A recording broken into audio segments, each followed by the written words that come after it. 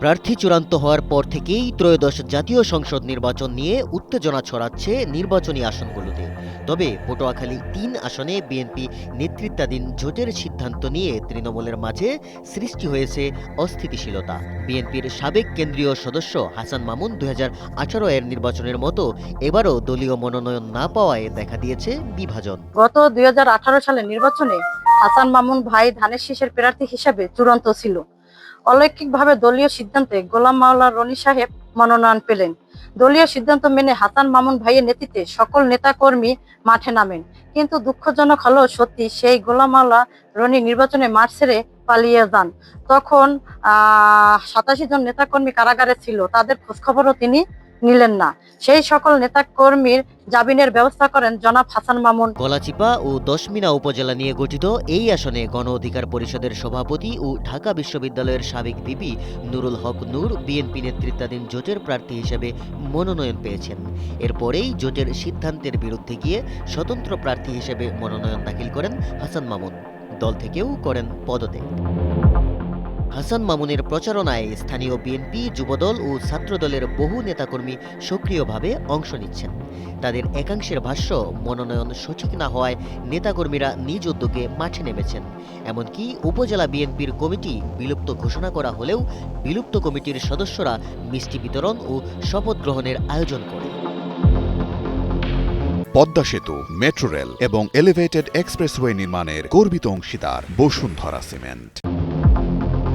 অপরদিকে দলের অন্য অংশ বলছে, নিজেদের আবেগের চেয়ে দল বড়, আর তাই দলের চেয়ারম্যানের সিদ্ধান্তকে সম্মান জানিয়ে তারা কাজ করে যাচ্ছেন। যেখানে তারেক রহমানের নির্দেশনা আছে, তারেক রহমান এই প্রার্থীকে সমর্থন করেছে, সেহেতু সাধারণ জনগণও এর প্রতিফলন ভোটের মাধ্যমে দেবে বলে আমি আশা করি। তৃণমূলের নেতাকর্মীদের অনেক আবেগ কষ্ট আছে, কিন্তু সর্বশেষ আমরা ভারপ্রাপ্ত চেয়ারম্যান, এই দলের অভিভাবক, তার বাইরে আমরা চলতে পারবো না, কোনোদিনই পারবো না। এদিকে স্বতন্ত্র প্রার্থী হাসান মামুন বলছেন, তিনি দলের সিদ্ধান্ত মেনে নিলেও জনগণের পছন্দে তাদের পক্ষে নির্বাচনে দাঁড়িয়েছেন। তো বলেছি যে আমি নিজে দল থেকে পদত্যাগ করেছি, তারপরে দল যে সিদ্ধান্ত নিয়েছে আমি সেই সিদ্ধান্তকে মেনে নিয়েছি। কিন্তু আমি জনগণের প্রার্থী হিসেবে এবং স্বতন্ত্র প্রার্থী হিসেবে, জনগণের প্রার্থী হিসেবে নির্বাচনে অংশগ্রহণ করেছি। আমি দৃঢ়ভাবে বিশ্বাস করি এবং আশাবাদী যে জনগণ আমার পক্ষে অবস্থান নেবে এবং বিজয় ছিনিয়ে আনবে তারা, ইনশাআল্লাহ।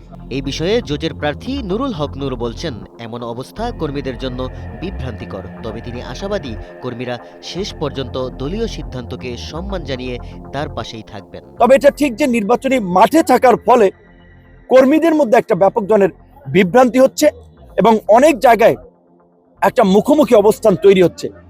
কারণ এখানে গত ৮-১০ বছর ধরে মূল দল বিএনপি এবং অঙ্গ সংগঠনের যে কমিটিগুলো, সেটা মামুন ভাইয়ের একক নিয়ন্ত্রণে বা একক পছন্দে কমিটিগুলো হওয়ায় কমিটির অধিকাংশ লোক কার্যত গুপ্ত শপথ করছে যে তারা যে কোনো পরিস্থিতিতে মামুন ভাইয়ের পাশে থাকবে। এই ক্ষেত্রে তারা দলের সিদ্ধান্তকে তোয়াক্কা করছে না।